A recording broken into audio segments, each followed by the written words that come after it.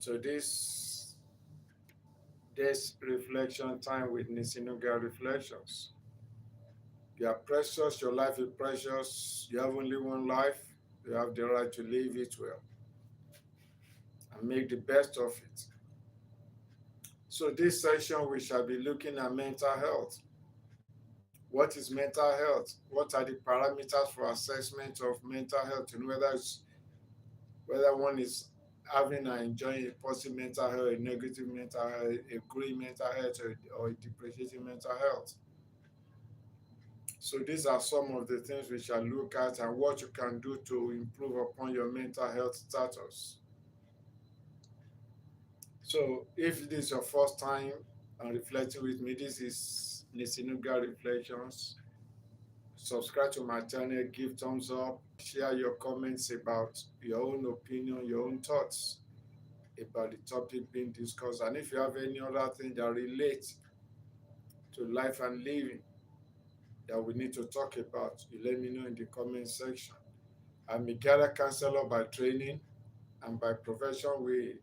Our joy is to ensure to see what we can do to help everybody to live a balanced, normal life, a life of peace, a life of joy in the midst of challenges of life. So life cannot be just smooth positives. There are certain things that may come along the path of life that may challenge our joy, our peace, our well-being. But the way we respond to it counts a lot. So we're looking at mental health. So what is mental health? So mental health deals with how we think, how we relate with one another, how we manage stress, your psychological and emotional disposition to things, situations, and circumstances around you, how you handle stressful situations and stressful circumstances. So in this time, we shall explain what mental health really means and the major signs of poor mental health, factors that can damage your emotional well-being, and practical ways to maintain and enjoy a balanced mind and a healthy mindset. So you also learn about key indicators of good mental health, so you'll be able to assess yourself. How am I doing? So you'll be able to know what to do. You don't take anything for granted. Assumption can be very dangerous in this life. So what are factors that can negatively affect your mental health? Your mind controls your being. The way you think, the way you react to yourself control your being. So if you are pushed into a situation in which you become so erratic, so irritational, it will affect every other thing you do. It will affect business. If you're a student, it will affect your studies. It will affect the way you reason. It will affect the way you deal with challenges and situations.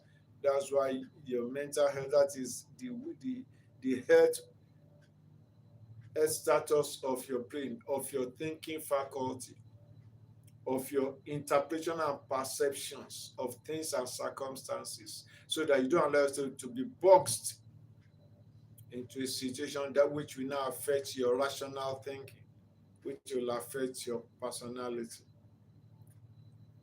People may not know that's what can also lead some people into what is called depression, because the stress becomes so much, they lack the coping ability, so they succumb to the stress, and that leads to depression.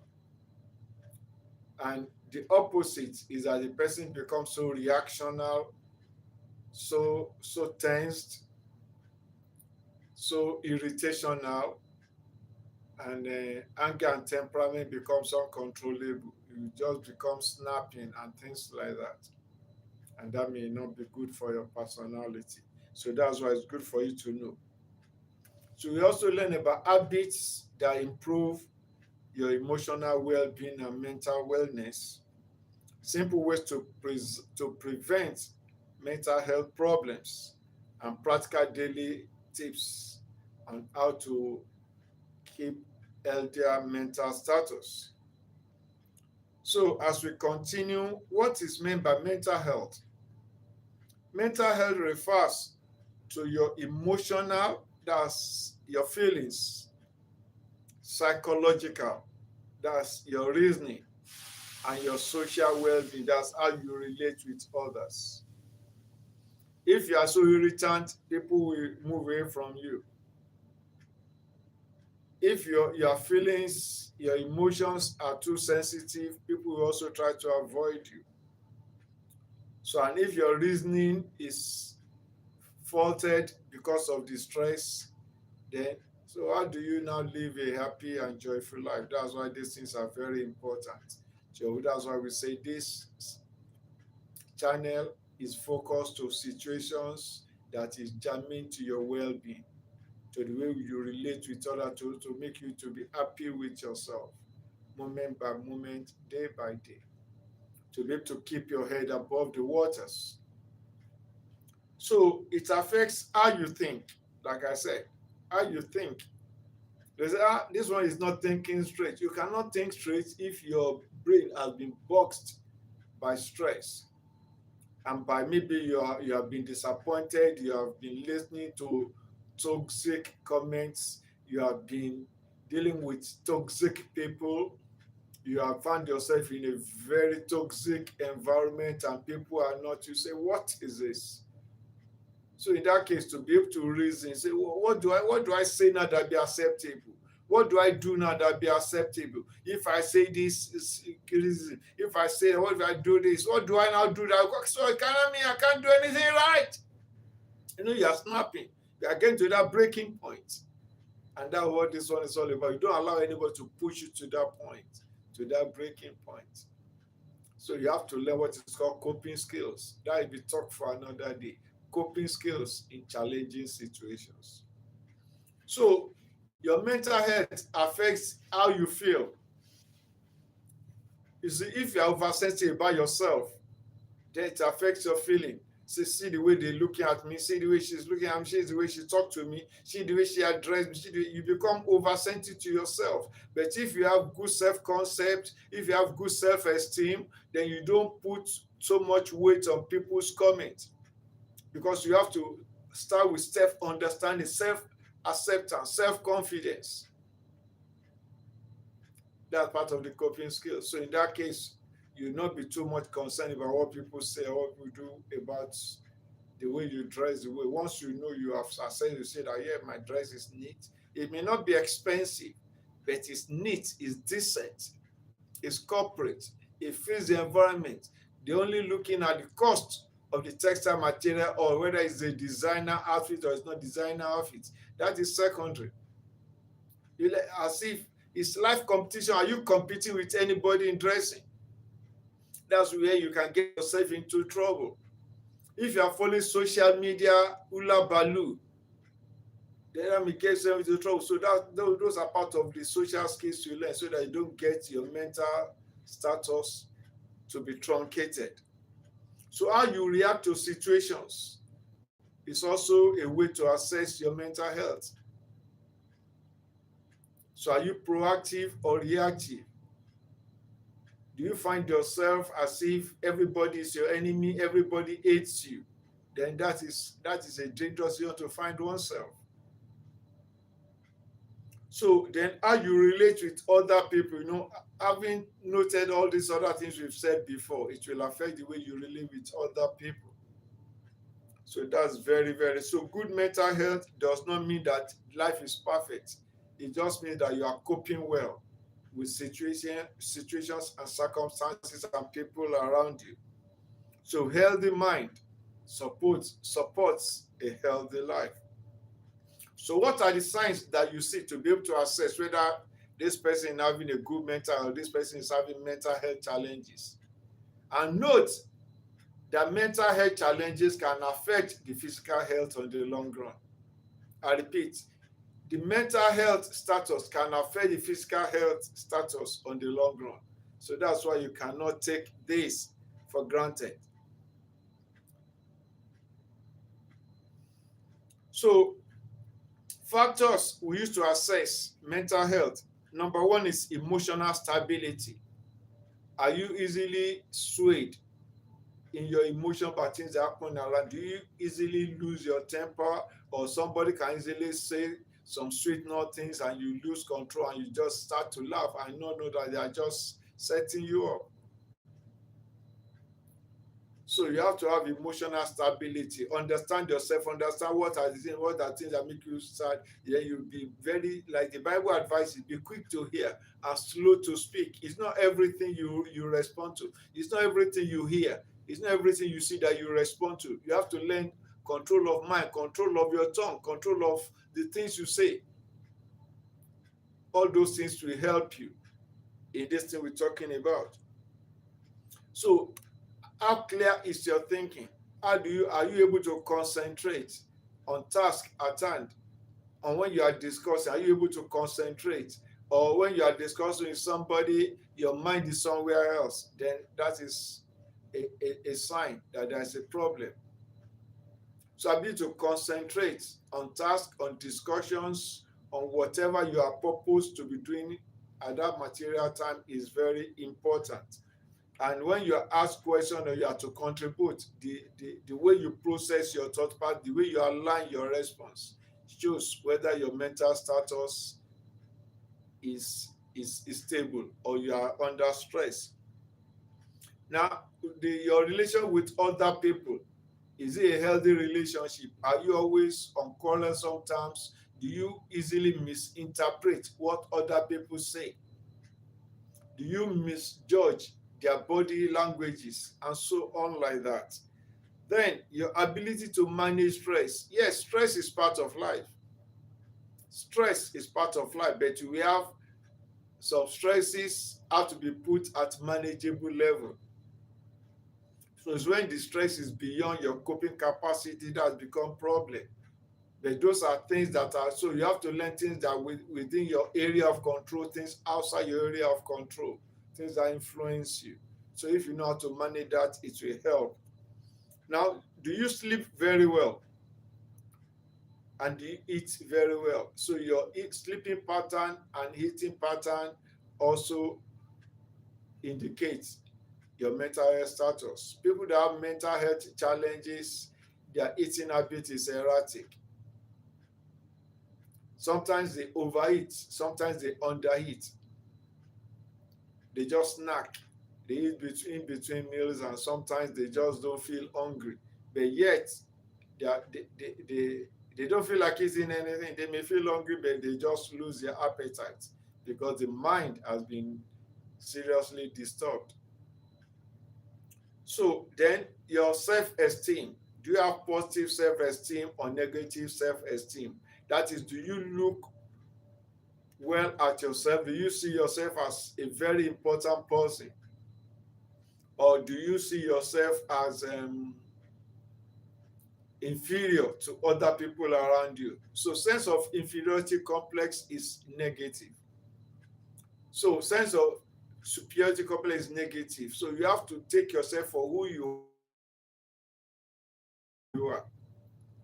That's why the American will say, I am a full-blooded American, you can't bullshit me.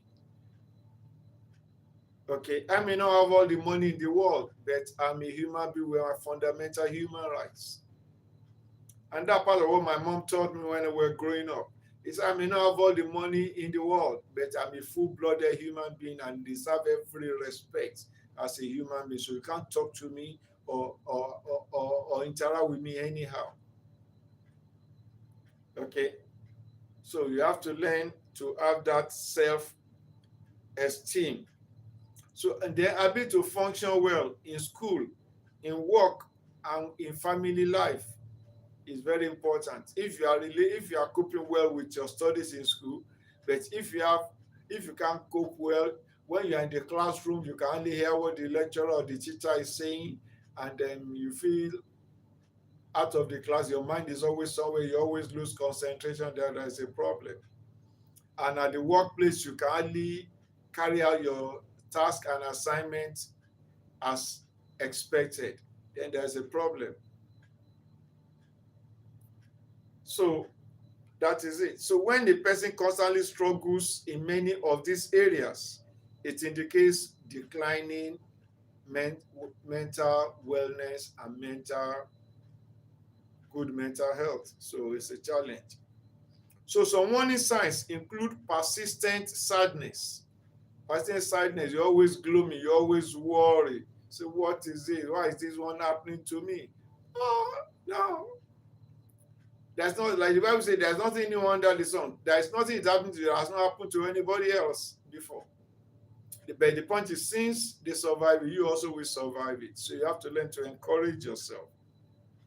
Then extreme anxiety, you're always worried. That's a sign. Then anger problems, you become irritant, you become very too sensitive and too much aware of people and say, well, what is happening? And your response is always, then that's a problem. You have to learn to control this. Then you feel isolated, or you isolate yourself from people. You don't want to interact with people. Either you are having inferiority complex or superiority complex, or anger management, you just dislike them, or you just feel that the whole world is against you, things like that. And that's a sign that something, like some people say, okay, it's also in psychology we learn that. Everybody cannot just hate you. If you perceive that everybody hates you, then something must be wrong with you. Something is like to be wrong, so you need to check yourself. No, it's the way of the world. It's the way nature is. Even if you are the worst person on earth, worst people still have associates. Even the devil still has associates, like the Bible records. I think maybe 1/3 of the angel of heaven follow Satan in his disobedience. So Yorubas have a proverb inside, we say, "Kokin buru titi ko ma ko ẹnìkan mọ́ ni," that it cannot be so bad that you not have somebody empathizing and sympathizing with you and trying to hold your hand in this circumstance. So when you are losing motivation, you don't just feel like you do anything again. Loss of motivation is a sign of mental health challenge. Now, constant fear or worry, that's similar to anxiety. You become jittery, you become nervous. That can lead to nervous breakdown. You know that. And that one is very, very dangerous. Your adrenaline is always pumping. It will affect your mental health fast. So then emotional exhaustion is when your emotion is not stable, is not balanced. Both hate and love and everything is always running on the fast lane. You become emotionally exhausted, which can lead to depression and isolation, as you said earlier. But if you ignore these signs for too long, then it can affect both your mental health and your physical health. So what are the factors that damage mental health? This include financial stress. When you don't know where the money is coming from and the bills continue to pile up, and your income is below your minimal expense running cost to maintain your life and your family, then you wonder, especially when you have children are going to school, and your income cannot take care of their school fees and their feeding because of the rising cost of things, and your income did not increase, then the financial sector can see you continue to think, how do I take these children? They should not send them out of school. They should not do this one. God forbid if there is a health challenge again, to pay for the hospital bills and so on like that. Or they say the insurance doesn't cover some drugs. The health insurance you did covers this. So financial stress can be a major factor. Family conflicts can be a major factor if there is a strong disagreement within the family, either between the couple, the parents themselves, the husband and wife, or between the parents and the children. Maybe you have grown up, especially teen children that are now putting up some maladaptive behaviors or going into substance use. You can say, how do I handle this? Where did he get this? And this is a child that you love, you cherish. What kind of company did you keep? Who lured it into this? Now, toxic relationships. People that are supposed to like you, you appreciate, you play with, you trust, are now stabbing you in the back, and you can see plainly that these people are just acting for me. It can be very, very painful and very saddening. So academic and work pressure. You are not coping well with your academics, or you are not meeting up with your schedule accordingly. It can lead to then bullying and discrimination either in school or in place of work.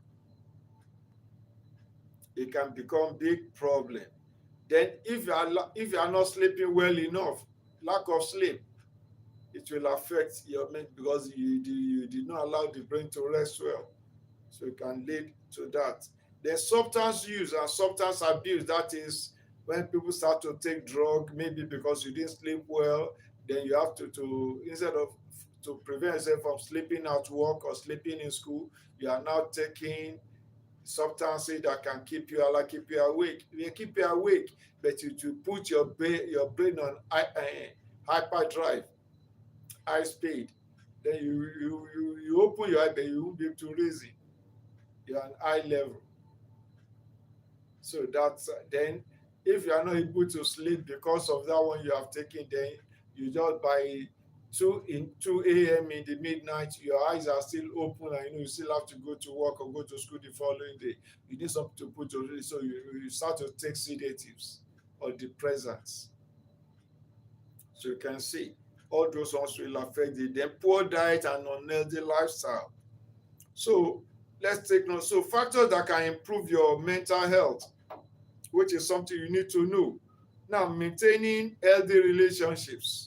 So if you know any relationship is not helping you, Jasmine, thank you. Akasiano, you're welcome. God bless you. So maintain healthy relationships. If you see that some relationships you keep are toxic and now, then it's better you change. You change them. There is evil communication, corrupt good manners. You look for people that will add value to your life, people that depreciate your life, put you under continual stress. You try to engage in regular exercises, no matter how minimal.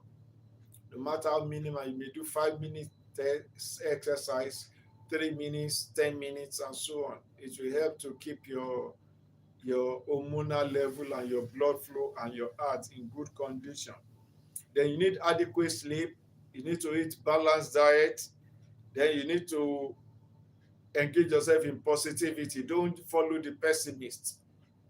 Know that there is nothing new in life. Situations are open to change. Change, like they say, is the only constant aspect of life. So you don't allow it to go into depression because situations are not favoring you now. Learn to live a life of gratitude. Be appreciative of the little graces that you have. So when you're at work or in school, learn to take break. That's why in every workplace they always have break time. If there's no break time, then staff may break down because of stress. So they have at least 30 minutes break in which you stretch your leg. If you don't even want to eat, at least just leave that particular work schedule, do something else for the next 30 minutes or thereabout. So you have to, if you see that, well, the stress is persistent, then you have to learn. Either you go for counseling or you study. Go to Google and say, what are the things I can do to manage stress, like principles or techniques and strategies for stress management, which is something we can take on another schedule. So engage in meaningful activities, and when you engage in talks with anybody, make sure it's a talk that add values to your life, and only try to work with trusted people. When you perceive that the person you are dealing with is not trustworthy, then you have to learn to put that such a person at arm's length without feeling any bitterness at all. So create healthy daily routines for yourself. Rest adequately, like I said. Avoid toxic relationship and toxic environment. Manage stress early before the stress gets you down. And stay socially connected with level-headed, forward-looking people. And learn healthy coping skill, like I said earlier. And seek help. Seeking help is not weakness, it's just wisdom.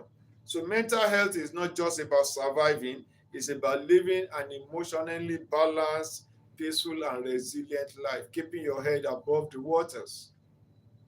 So if the discussion are being of use to you, please give thumbs up. Like I said, thank you for giving thumbs up. For those who are giving thumbs up, please share your comments. And if you have any question, what you like us to talk about, let me know. We'll talk about that tomorrow, and I can answer you in the comment section.